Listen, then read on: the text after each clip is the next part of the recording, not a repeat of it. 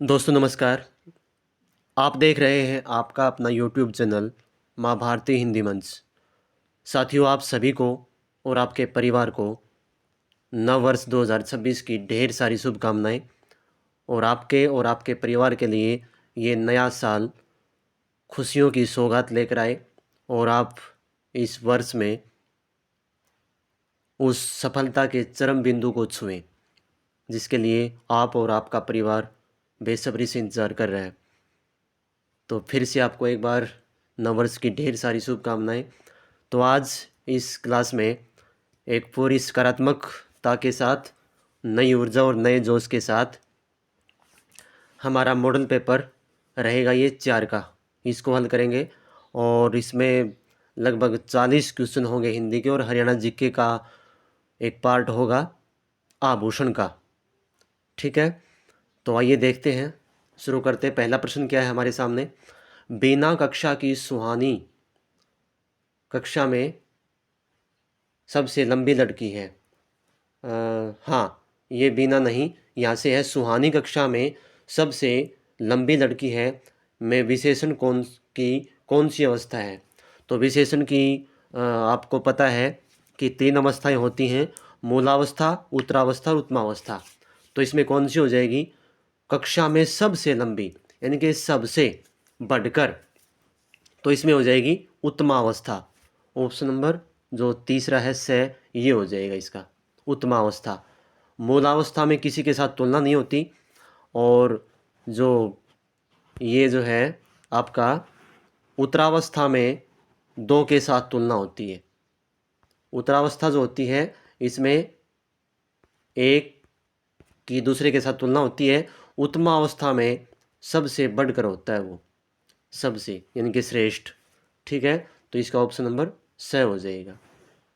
अगला प्रश्न देखिए क्या है। मीठा शब्द में विशेषण है तो कौन सा, संख्यावाचक, सार्वनामिक, गुणवाचक या परिमाणवाचक। तो इसमें गुणवाचक विशेषण हो जाएगा मीठा। ठीक है ना, संख्यावाचक में संख्या का बोध होता है, परिमाणवाचक में माप तोल का बोध होता है और सार्वनामिक विशेषण में ये किसी संज्ञा से पहले आकर जो है वो इसका बोध करवाता है। तो इसमें गुणवाचक विशेषण हो जाएगा। क्रिया विशेषण के कितने भेद होते हैं। तो क्रिया विशेषण के कितने भेद होते हैं, क्रिया विशेषण के 3 भेद होते हैं। 3 भेद होते हैं, सॉरी 4। और कौन कौन से होते हैं वो होते हैं, पहला हो जाएगा रीतिवाचक, दूसरा हो जाएगा परिमाणवाचक, तीसरा हो जाएगा स्थानवाचक और चौथा हो जाएगा आपका कालवाचक। तो ये क्रिया विशेषण के 4 भेद होते हैं। अगला देखिए प्रश्न क्या है। दूसरे शब्दों में प्रत्यय लगाकर बनते हैं तो ये क्या बनते हैं, ये क्या हो जाएगा, यौगिक क्रिया विशेषण हो जाएगा। यौगिक क्रिया विशेषण जैसे प्रेम पूर्वक, प्रेम पूर्वक ये शब्द हो गया और इससे ये योग बन के ये बन गया यौगिक क्रिया विशेषण। अगला प्रश्न देखिए क्या है। छोटा बच्चा धीरे धीरे चल रहा था में क्रिया विशेषण कौन सा है। धीरे धीरे चल रहा था तो इसमें क्रिया विशेषण जो है वो धीरे धीरे हो जाएगा। क्रिया विशेषण ये अव्यय का भेद है, ये अव्यय यानी कि अविकारी। अविकारी में कौन कौन से आ जाते हैं, अविकारी में क्रिया विशेषण, संबंध बोधक, समुच्चय बोधक, विस्मयादि बोधक और निपात, ये आ जाते हैं आपके अविकारी में। तो इसमें क्रिया विशेषण है धीरे धीरे। इसमें चल रहा है कि विशेषता बता रहा है। ठीक है ना भाई, धीरे धीरे चल रहा था।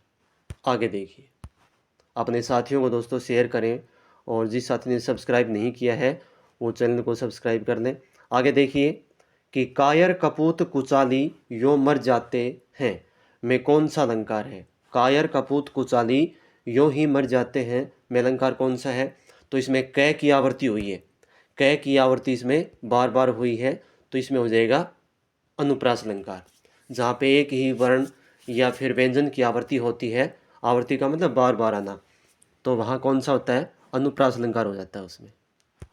आगे देखिए, माया दीपक नर पतंग भरमी भरमी इमम पड़त, इसमें अलंकार छांटिए।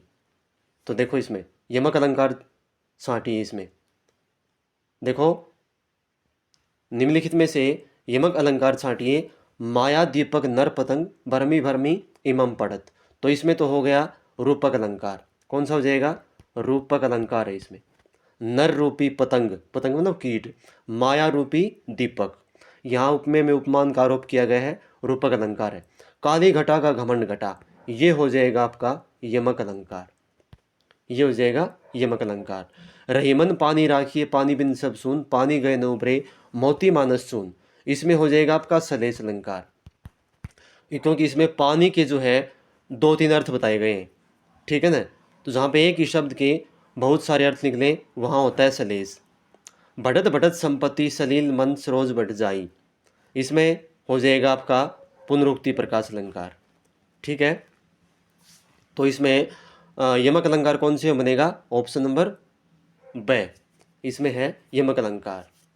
आगे देखो, 3 बेर खाती थी वे 3 बेर खाती है, में अलंकार कौन सा है? तो 3 बेर खाती थी वो 3 बेर, बेर और बेर। बेर का मतलब अब क्या हुआ? बेर का मतलब एक तो झाड़ी का जो बेर होता है फल, ठीक है ना, वो खाने वाला और एक बेर का मतलब बार, ठीक है ना, 3 टाइम। तो यहाँ पे 2 अर्थ 2 शब्द हैं, उनकी पुनरावृत्ति हुई है। और यहाँ पे कौन सा हो जाएगा आपका? जहाँ पे 2 शब्द हों और उनका जो अर्थ है वो भिन्न भिन्न आए, तो हो जाएगा इसका कौन सा?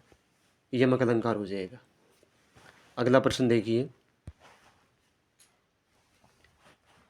आगे देखो भाई। उपमा में उपमेय और उपमान की समानता किस में दिखाई जाती है? तो यह तो आपको पता ही है, ये उपमा अलंकार में दिखाई जाती है, उपमेय और उपमान की समानता। और इसके वाचक शब्द होते हैं सी सा से सदृश तुल्य समान इव। ये अगला है, जहाँ मानवेतर प्राणियों या जड़ पदार्थों पर मानवीय भावनाओं का आरोप होता है, वहाँ पर कौन सा अलंकार होता है? मानवेतर। तो इसकी संधि क्या बन जाएगी? मानव प्लस इतर। मानव मनुष्य और इतर का मतलब दूसरा, इनके मनुष्य से दूसरे प्राणियों या कोई फिर जड़ पदार्थ मानवीय पर मानवीय भावनाओं का आरोप होता है, तो वो हो जाएगा प्रिय विद्यार्थियों मानवीकरण अलंकार। मानवीकरण अलंकार। जैसे मेघ आए बड़े बंठन के, बंठन मतलब सजना, सज धज के। तो बादल को पर्याय, बादल जो है प्रकृति की चीज़ है, ठीक है, और उनको एक सज धज के आना, तो एक मानव के रूप में उनको इंगित कर दिया।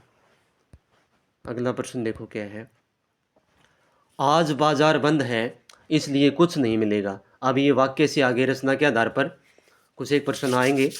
आज बाजार बंद है इसलिए कुछ नहीं मिलेगा, तो ये हो जाएगा आपका संयुक्त वाक्य। कौन सा हो जाएगा? संयुक्त वाक्य, जहाँ 2 सरल वाक्यों को किसी समुच्चय बोधक चिन्ह जो जोड़ता हो, तो इसलिए ने इसको दोनों वाक्यों को जोड़ दिया।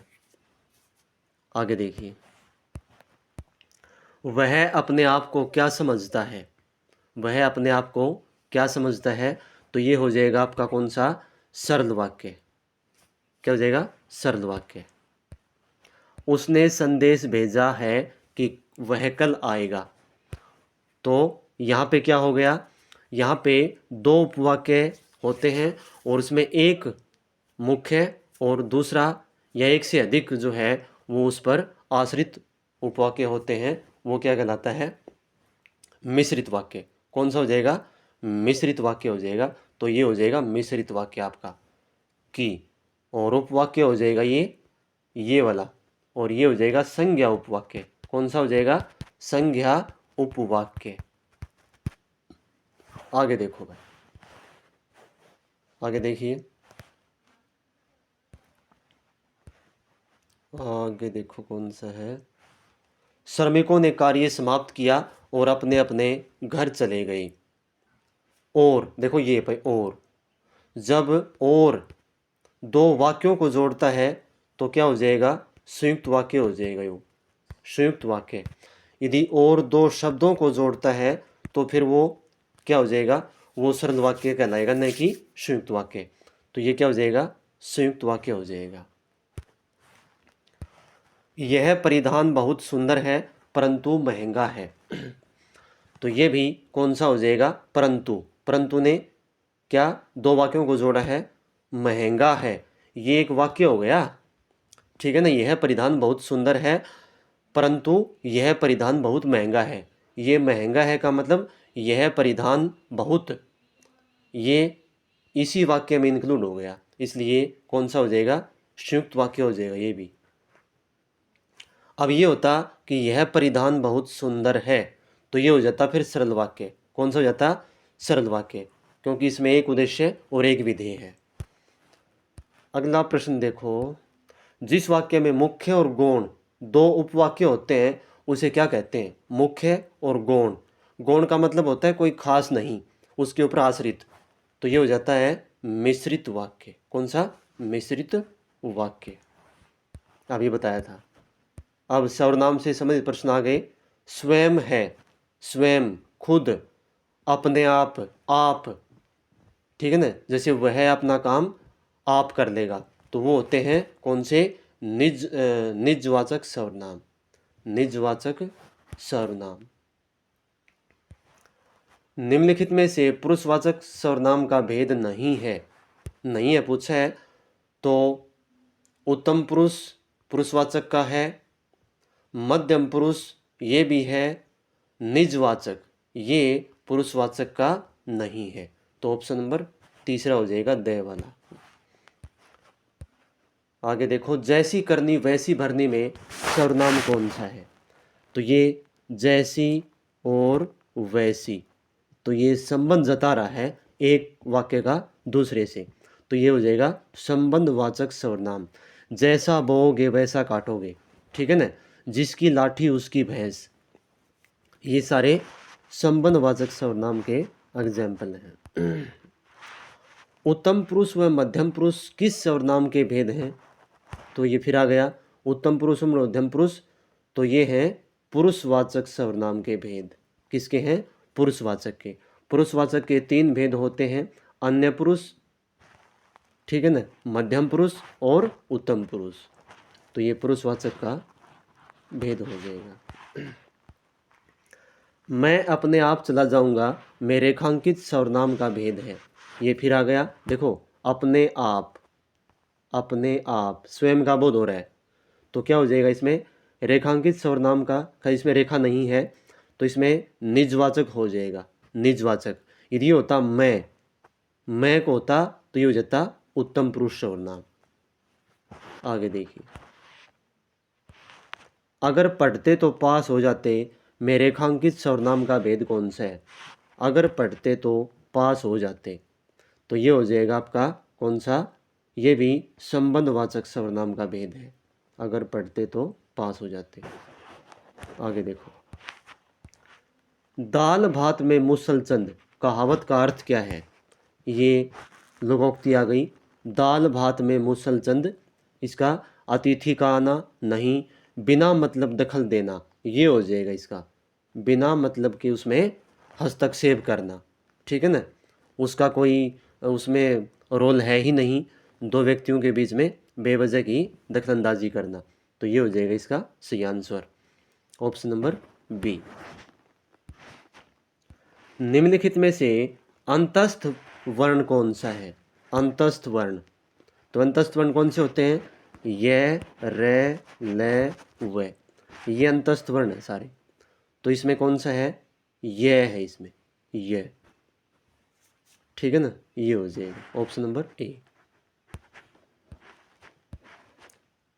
स्थावर का विपरीतार्थक शब्द क्या होता है, स्थावर, तो स्थावर का हो जाएगा जंगम, क्या हो जाएगा, जंगम। स्थावर का मतलब होता है अचल, अचल, और ये संपत्ति के लिए होता है, अचल संपत्ति जैसे जमीन है, मकान है ये, और जंगम का मतलब होता है चलायमान संपत्ति, जैसे रुपए पैसा, गहने हैं, ठीक है ना, ये सब मतलब क्या हो जाएगा, ये जंगम में आ जाते हैं, तो स्थावर का क्या हो जाएगा, जंगम। अगला प्रश्न देखो क्या है, इनमें से कौन सा शब्द प्रश्नवाचक सर्वनाम है? कौन सा शब्द? तो इसमें क्या हो जाएगा? वह। तो ये तो हो गया निश्चयवाचक, ये हो जाएगा क्या, आपका क्या नाम है, ठीक है ना, ये हो जाएगा इसमें। आप हो गया मध्यम पुरुष या फिर निजवाचक सर्वनाम, और तू हो गया फिर मध्यम पुरुष, तो ये के हो जाएगा इसका, और सारे गलत हो जाएंगे। आगे देखिए,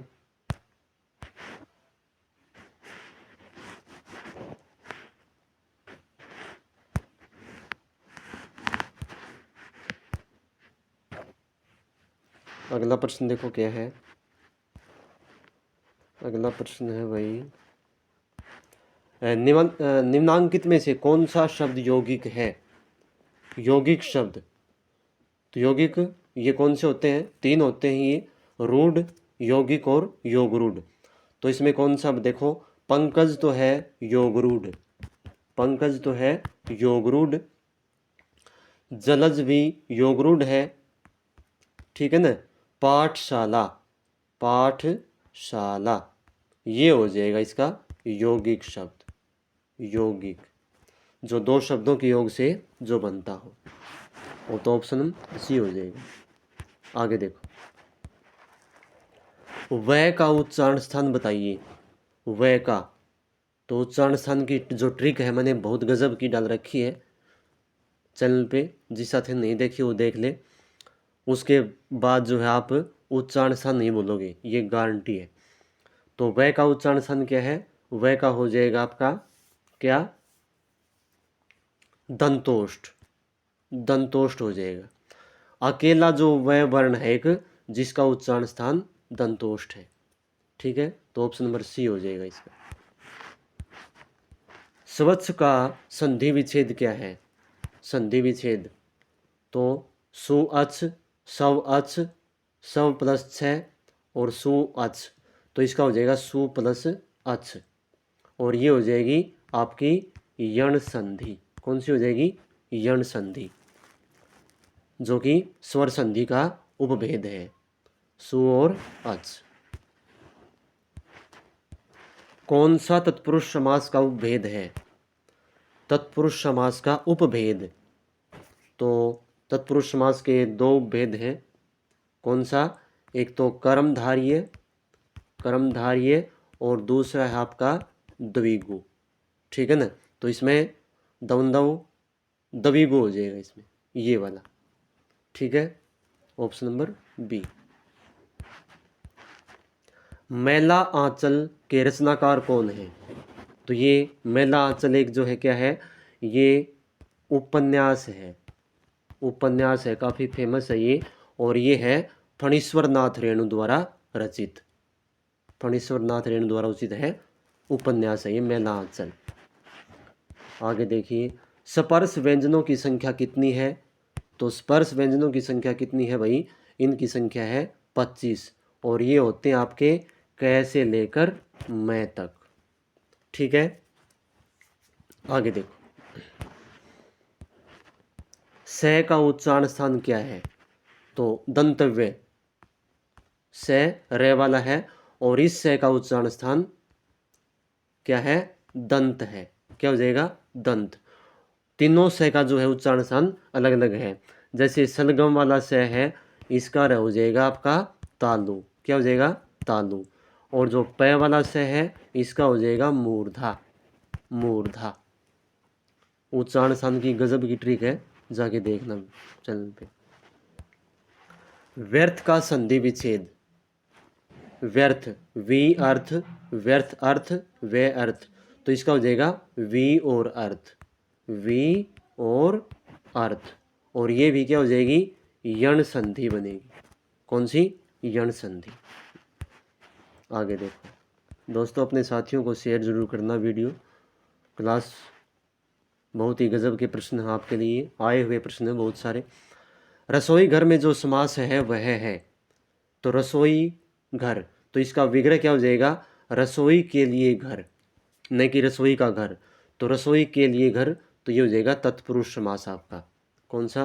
तत्पुरुष समास। तिल को ताड़ करना, मुहावरे का अर्थ क्या है?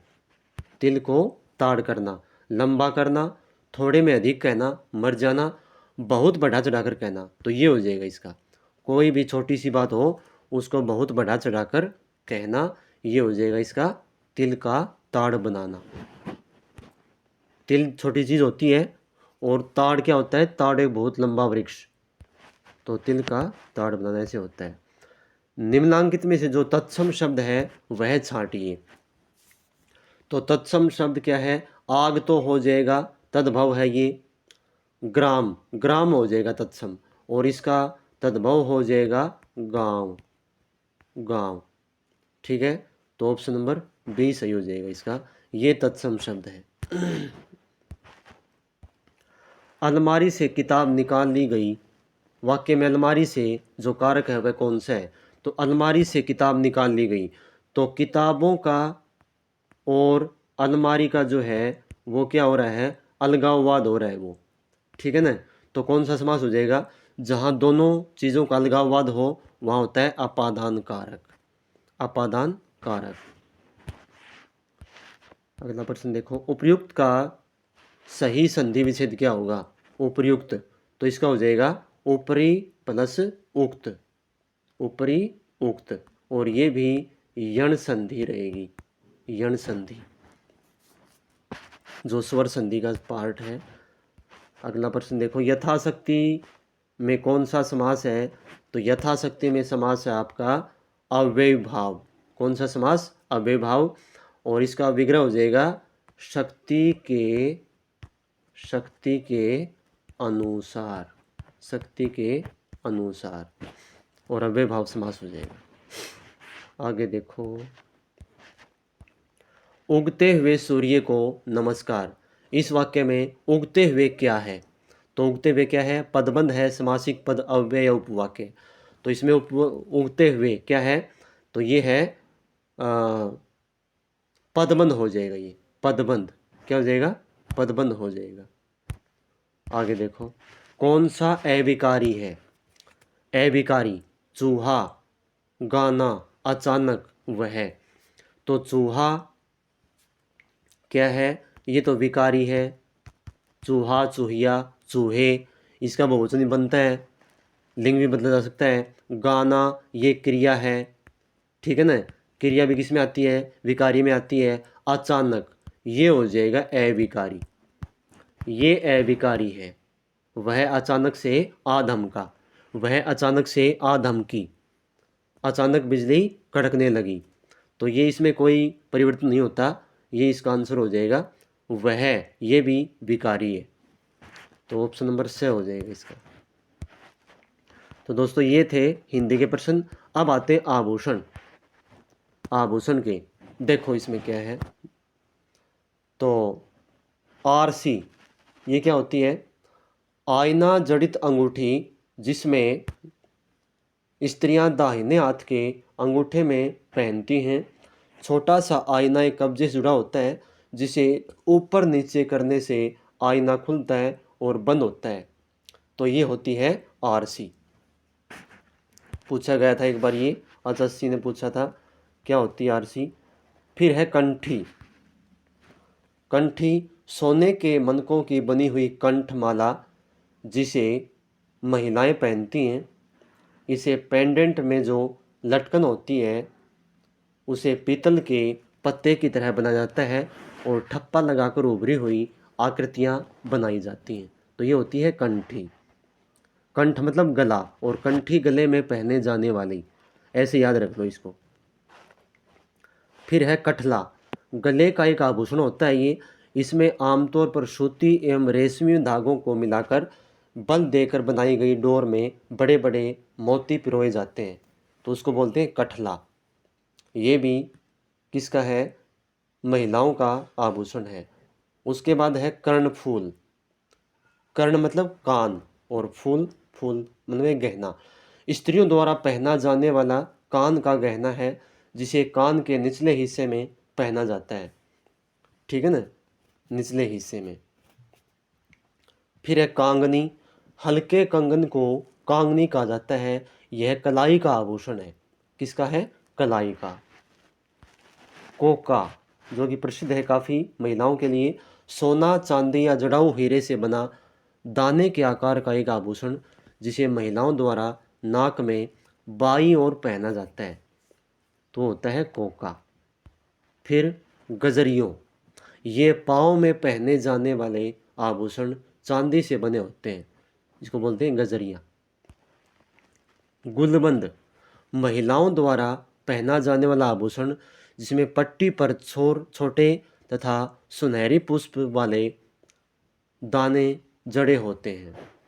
कली वाले दाने, पुष्प कली वाले दाने जड़े होते हैं, उसको बोलते हैं गुलबंद।